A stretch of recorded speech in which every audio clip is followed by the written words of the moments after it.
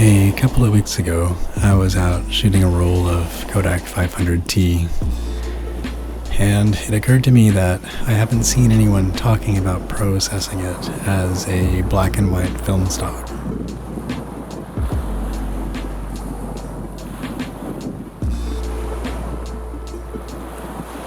All of the images in this video were shot on 500T, either with a Pentax P3N or a Canon AE1 program.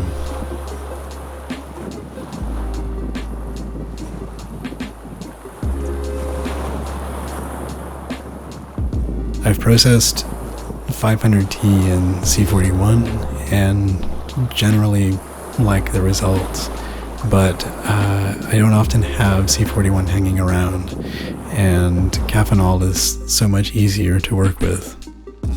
I'll put a link to my Caffenol recipe in the description.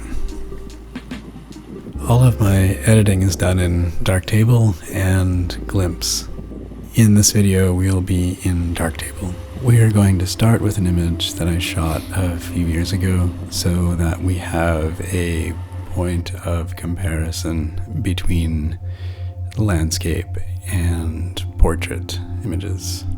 When you first invert the image, there will be a fair amount of color information still in the frame. That's something that can be removed using the saturation slider. This gives you a bit of flexibility with how much of the color information you actually want to remove, so you can end up with a slightly cooler monochrome image or a warmer monochrome image depending on your preferences. The shadows and highlights module can pull a good deal of information out of the shadows, but it's really easy to go too far and get kind of a blotchy, uneven effect.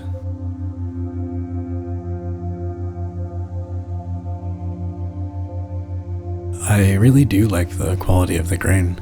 It can be a bit pronounced in certain situations, but I find it to be overall very even and quite nice.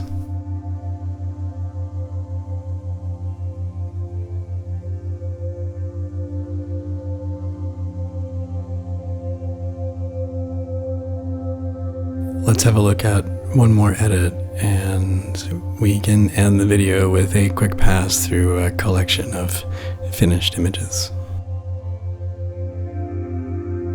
I rated the stock at 400 ISO and based all exposure decisions from that point.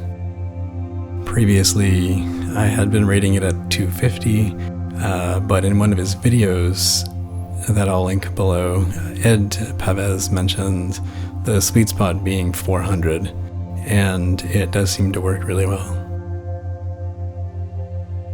It's really quite impressive how flexible this stock really is.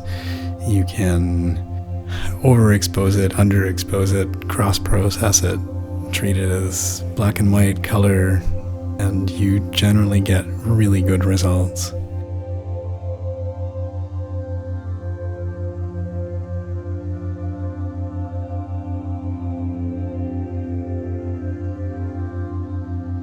So we'll end the video with a few other images that I've taken over the past while with the stock using this method.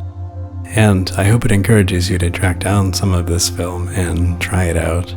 It's a lot of fun, and you can end up with some really nice looking black and white images. Thanks for watching.